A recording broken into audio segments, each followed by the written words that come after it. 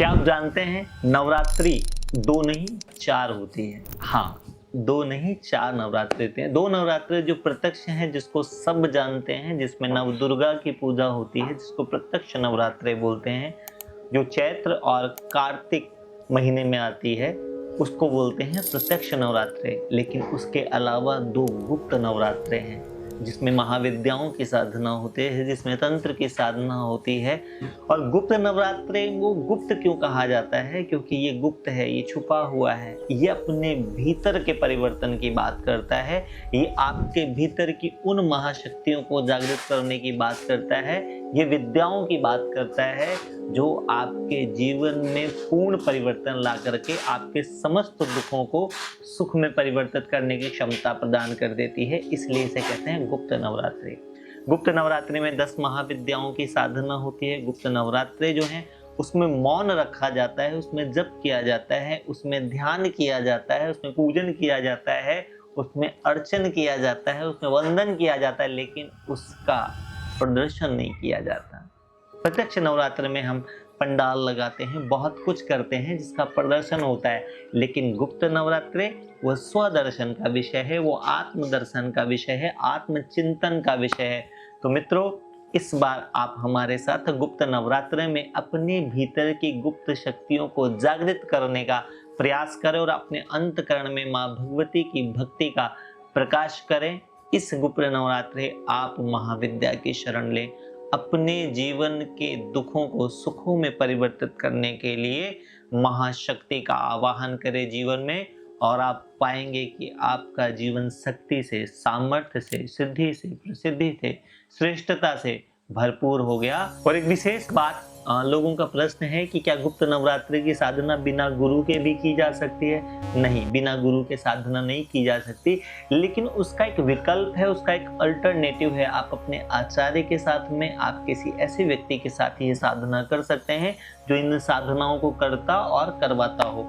आप 19 जनवरी से लेकर के 28 जनवरी तक ये साधना हमारे साथ कर सकते हैं। निरंतर 5 वर्षों से हम इस साधना को कर रहे हैं और करवा रहे हैं। इस साधना में हम आपको विधि व तरीका बताएंगे, सिखाएंगे कि किस प्रकार से अपने अंतस के चक्रों का शोधन किया जाता है, कैसे उनका जागरण किया जाता है, कैसे अपने भीतर की शक्तियों का आवाहन किया जाता है और कैसे माँ भगवती की शरण में अपने आप को समर्पित किया जाता है। तो 19 जनवरी से लेकर के 28 जनवरी तक हम इस साधना को करेंगे। आप इसमें हमारे साथ जुड़ सकते हैं, और इसमें क्योंकि बहुत सीमित लोगों को ही हम अपने साथ जोड़ते हैं, अपने साथ साधना के अंदर बैठाते हैं, तो आप लोग जो भी साधना करना चाहते हैं वह मैसेज कर सकते हैं हमें, फिर हम निर्धारित करेंगे। अगर आप उस साधना के लिए योग्य हुए और आप उस साधना के लिए ललायित हुए, आपकी प्यास हुई, तो फिर हम आपको जरूर इस साधना में अपने साथ सम्मिलित करेंगे।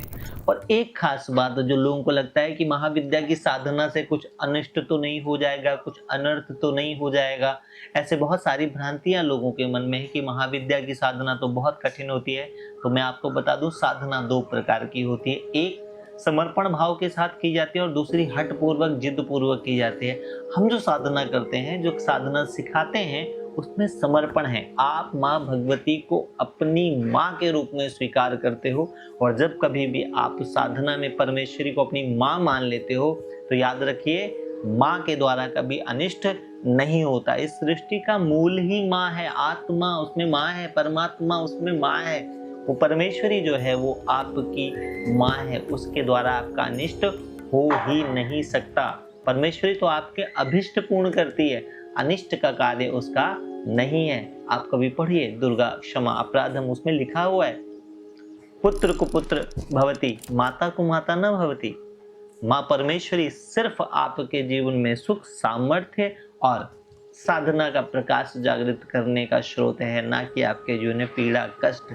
ये परमेश्वरी के द्वारा नहीं होते, ये तो अज्ञान के द्वारा होते हैं, ये तो अहंकार के द्वारा होते हैं, ये अमर्यादित होने के कारण होते हैं और अनुशासन को पूर्ण न करने के कारण होते हैं। लेकिन नवरात्रि की साधना, चाहे वो गुप्त हो या प्रत्यक्ष हो, दोनों ही सूरत में सिर्फ आपका कल्याण ही होता है, अकल्याण तो नहीं होता। पर हाँ, एक बात यह है कि आपको साधना के मूल विषय का ज्ञान होना चाहिए, बोध होना चाहिए, और उसमें हम आपका सहयोग करेंगे। हम आपकी उंगली पकड़कर इस साधना के पथ पर आपको आगे लेके चलेंगे। तो आइए आप और हम मिलकर के अपने अंतस में परमेश्वरी की साधना करें, शक्तियों का जागरण करें। और एक विशेष बात और होती है गुप्त नवरात्रि की साधना के अंदर कि मंत्रों का गलत उच्चारण नहीं होना चाहिए, कि मंत्र कैसे जपना है और कौन सा मंत्र जपना है। बहुत सारे लोग न जाने कौन कौन से मंत्रों का जाप करते हैं, जबकि मूल जो इस साधना में दिव्य मंत्र है वह कुंजिका मंत्र है। उस कुंजिका के मंत्र के द्वारा देवी के समस्त रूपों का आवाहन, समस्त रूपों का अर्चन, समस्त रूपों का वंदन हो जाता है। तो मंत्रों को कैसे जपना है वह भी हम आपको सिखाएंगे, वह भी हम आपको बताएंगे, और तो और आपके द्वारा मंत्रों का उच्चारण कराएंगे। गुप्त नवरात्रों में क्या करना चाहिए और क्या नहीं करना चाहिए, इसको लेकर भी बहुत सारे भ्रम, बहुत सारे मिथ और बहुत सारे डाउट लोगों के मन में बने रहते हैं। एक बात तो यह है कि गुप्त नवरात्रि के अंदर आपको YouTube से लेकर के कोई भी ऐसा मंत्र नहीं करना चाहिए जिस मंत्र के विषय में आपको पता ना हो, जिस मंत्र के लिए आपका शरीर, आपकी नाड़ियां, आप उसके लिए तैयार ना हो, वह मंत्र नहीं करना चाहिए। गुप्त नवरात्रि के अंदर एक विषय आते हैं कि तंत्र। तो वास्तव में तंत्र एक विधि, एक तरीका, एक माध्यम है जो गुरु ने अपने शिष्य को अनुशासित और मर्यादित तरीके से डिसिप्लिन के अंदर रह करके एक पूरे स्वीकार भाव के साथ बताया। उस सिस्टम को तंत्र बोलते हैं। जैसे विज्ञान भैरव तंत्र, जो माँ पार्वती को भगवान शिव ने भैरव के रूप में शिक्षा दी, ज्ञान दी, वो विज्ञान भैरव तंत्र। रुद्रयामल तंत्र, जो रुद्र ने जो तंत्र विधि बताई माँ शक्ति को, उसको रुद्रावल तंत्र बोला गया। तो ये जो साधनाएं हैं, तंत्र का अर्थ होता है सिस्टम, तंत्र का एक पूरा अनुशासन है, मर्यादा है। और रही बात तो जो काले तंत्रों की बात की जाती है, वो सब इसका मूल नहीं है। इन साधनाओं का मूल उनसे कोई जुड़ा हुआ नहीं है, काली शक्तियों का आवाहन। तो एक बार भयभीत तो होने की जरूरत नहीं है, और दूसरा ऐसा नहीं कि कोई भी आप उटपटांग मंत्र उठाओ और अपने आप से जप करने लग जाओ, उसमें लाभ के अलावा हानि होने के ज्यादा चांसेस है, क्योंकि आपको नहीं पता कि उस मंत्र का अनुशासन क्या है, उस मंत्र की विधि क्या है, उसका निषेध क्या है, उसमें क्या करना है और उसमें क्या नहीं करना है। कई सारी ऐसी चीजें होती हैं जो एक आम आदमी के लिए खतरनाक होती है। इसका मतलब ये नहीं कि वो चीज खतरनाक है, वो आम आदमी के लिए खतरनाक है।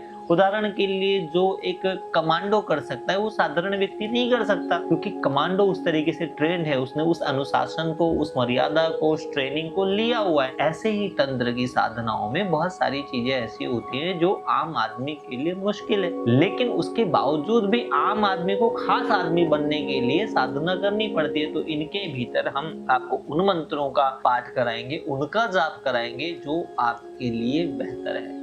10 महाविद्याओं में कई महाविद्याओं की साधना करने से पहले बहुत विचार करना होता है। जैसे माँ तारा और माँ काली, ये उग्र शक्तियां हैं, इनका आवाहन करने से पहले इनकी विधि और निषेध का ज्ञान होना चाहिए। जैसे माँ बंगलामुखी। अब एक ये है कि साधारण व्यक्ति क्या करे इन साधनाओं में, इन नवरात्रों में। एक आम व्यक्ति जो किसी के साथ भी नहीं जुड़ना चाहता, जो अपने मन मर्जी से साधना करना चाहता है, वो क्या करे। देखिए, पहली बात तो हम हमेशा कहते हैं कि साधना मन मर्जी से ना करें, अपने आचार्य, अपने गुरु, अपने टीचर के सानिध्य में करें। फिर भी अगर आपको ऐसा लगता है कि नहीं, आप अपने आप से ही इस यात्रा में जाना चाहते हो, तो बहुत सिंपल साधारण सा आप काम करें। आप अपना जो भी देव स्थान है जहाँ पे आपको साधना करनी है, वहाँ की साफ सफाई कर लें और नित्य वहाँ एक घी का दिया जलाएं। जी हाँ, नित्य एक घी का दिया जला लें और आप साधारण नरवाण मंत्र का जाप करें। ओम ऐं ह्रीं क्लीं चामुंडायै विच्चे। इस मंत्र का एक माला का जप करें और जप करने के बाद माँ भगवती से प्रार्थना कर लें कि आप इस साधना के माध्यम से क्या चाहते हैं। जैसे आप ये कह सकते हैं कि हे परमेश्वरी, यह साधना मेरे जीवन में अमुक चीज की प्राप्ति कराए। मैं इस कारण हेतु यह साधना कर रहा हूँ, क्योंकि साधना में संकल्प का बड़ा महत्व है। आप क्या कर रहे हैं, इससे ज्यादा महत्वपूर्ण बात यह है कि आप क्यों कर रहे हैं। तो आपका क्यों, आपका वाई क्लियर होना चाहिए कि आप साधना से क्या चाहते हैं। आप साधना से आत्मज्ञान चाहते हैं, आप साधना से अपने भीतर की शक्तियों का जागरण चाहते हैं, आप साधना से अपने ग्रहों का बैलेंस करना चाहते हैं, आप साधना के द्वारा अपने जीवन को अच्छा बनाना चाहते हैं, आप रोग मुक्त होना चाहते हैं, आप भय मुक्त होना चाहते हैं, आप क्या करना चाहते हैं उसके अनुसार ही यह साधनाएं की जाती है। जैसे मान लो कोई व्यक्ति रोग मुक्त होना चाहता हो तो वो इसके अंदर सप्तश्लोकी का पाठ करे, और सप्तश्लोकी में भी अगर वो एक ही पाठ करना चाहता हो व्यक्ति तो वो करे रोगान शेषानि पाहि तुष्टा रुष्टा तू कामान सकलान अभिष्टान तम आश्रितानाम ना विपन्नानाम तम आश्रितानाम रायश्रंता प्रियंति। तो इसका पाठ किया जाता है रोगों से मुक्त होने के लिए, भय से मुक्त होने के लिए। भय विस्त्राहिनो देवी दुर्गे देवी नमस्तुते। तो सप्त श्लोकी का जो पाठ है वह 7 श्लोक आपके विभिन्न चीजों को पूर्ण करने के लिए हैं। आप सप्त श्लोकी का पाठ कर सकते हैं जो कि अंबा स्तुति के नाम से आता है। अब इसलिए मैं आपको ये बात फिर बता दूं कि इस साधना के अंदर आपका टीचर, आपका गुरु आसान कर देता है आपके संकल्पों को पूर्ण कराने के लिए कौन सा पाठ किस तरीके से किया जाना चाहिए। इसमें आचार्य का बहुत महत्वपूर्ण रोल है। अगर आप मेरा व्यक्तिगत सुझाव माने तो मेरा व्यक्तिगत सुझाव ये है कि जब भी साधना करने जाएं तो साधना में अपने किसी श्रेष्ठ, अपने किसी ज्येष्ठ, अपने किसी बड़े का हाथ पकड़ कर चलें। उससे साधना सही भी होती है, अनुशासन में होती है, देख रेख में होती है। मन मत से साधनाओं के अंदर बहुत ज्यादा लाभ नहीं होते। साधना मन मत का नहीं, गुरु मत का विषय है। साधना जो है साधना है, अनुशासन में आपको डिसिप्लिन में लाना है, कोई और होगा। और यहाँ गुरु, आचार्य, टीचर आपको गाइड करते हैं, आपको गवर्न करते हैं, आपको देखते हैं कि आपकी साधना के द्वारा आपके भीतर क्या परिवर्तन हो रहा है, क्या परिवर्तन होना चाहिए। यह सारा विषय गुरु और टीचर का है। फिर भी अगर कोई एक व्यक्ति ऐसा भी मानता कि नहीं हम तो अपने आप ही करना चाहेंगे, तो फिर उनके लिए सिंपल सा दीपक जला लें, आसन बिछा लें और आराम से माँ परमेश्वरी को भक्तिपूर्ण तरीके से प्रणाम करें। नैवेद्य में आप मिश्री और किशमिश का भोग लगाएं और फिर सिंपल नरवाण मंत्र का जाप कर ले। और कोई कहता नहीं हमें और अधिक अनुभव करना है तो फिर कुंजिका मंत्र ओम ऐं ह्रीं क्लीं चामुंडायै विच्चे ओम ग्लोम हूम क्लीं जूम स्वाहा ज्वालय ज्वालय ज्वल ज्वल प्रज्वल प्रज्वल ऐं ह्रीं क्लीं चामुंडायै विच्चे ज्वल हम सम लं शम फट स्वाहा। इस मंत्र का जाप करें। और जो भी कोई मंत्र जाप कर रहा है, अगर कोई गुरु नहीं है, कोई टीचर नहीं, तो एक बात मैं आपको फिर बता दूं, बहुत विनम्रता पूर्वक और बहुत ही सावधानी पूर्वक साधना करने से पहले 3 बार यह जरूर दोहराएं कि हे भगवान शिव, आप मेरे गुरु हैं, मैं आपका शिष्य हूँ। आप मेरे गुरु हैं, मैं आपका शिष्य हूँ। आप मेरे गुरु हैं, मैं आपका शिष्य हूँ। ये विधि मैंने भी अपने गुरु से सीखी और सीखने के बाद मैंने अपने जीवन में साधनाओं में बहुत लाभ के अनुभव किए और किसी भी साधना में किसी तरह की पीड़ा का अनुभव नहीं हुआ। क्यों? क्योंकि भगवान शिव आदि गुरु हैं, भगवान शिव तंत्र गुरु हैं, भगवान शिव योग गुरु हैं, भगवान शिव ध्यान के गुरु हैं, भगवान शिव भक्ति के गुरु हैं, भगवान शिव शक्ति के गुरु हैं, भगवान शिव अनंत गुरु हैं, भगवान शिव इस सृष्टि के परम गुरु हैं। जगत गुरु नमस्तुभ्यम, जगत गुरु नमस्तुभ्यम। तो मित्रों, इतनी सारी बातें हमने आपको गुप्त नवरात्रि की बताई। उसके बाद भी आपके कोई प्रश्न है, आप कुछ पूछना चाहते हैं, आप कुछ जानना चाहते हैं, तो आप मैसेज बॉक्स में मैसेज कर सकते हैं। और इन बातों को औरों तक पहुंचाने में हमारे सहयोगी बने, क्योंकि साधना में सेवा का बड़ा महत्व है। आप इन बातों को औरों तक पहुंचाने की सेवा करें। याद रखिए, दीप से दीप जलाते चलो, ज्ञान की गंगा बहाते चलो। जो ज्ञान, जो बात आपको हमारे माध्यम से पता चली है, वह भी आप उन लोगों तक पहुंचाएं जो लोग साधना करना चाहते हैं या जो लोग साधना कर रहे हैं और सही नहीं हो पा रही है। तो आप उन तक ये बात हमारी पहुंचाने के लिए हमारा सहयोग करें। यह बहुत बड़ी सेवा है, लोगों के जीवन में साधना पहुंचाना। और अगर आपने ये सेवा करी तो आप देखना, आप पाएंगे कि आपके जीवन में पुण्य कर्म बढ़ेंगे।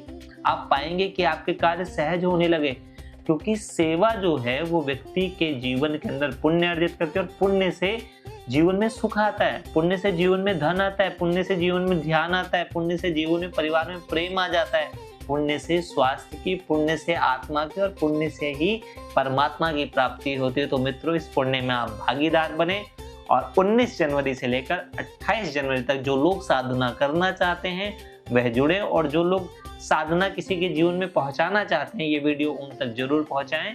हरि ओम तत्सत, हरि ओम तत्सत।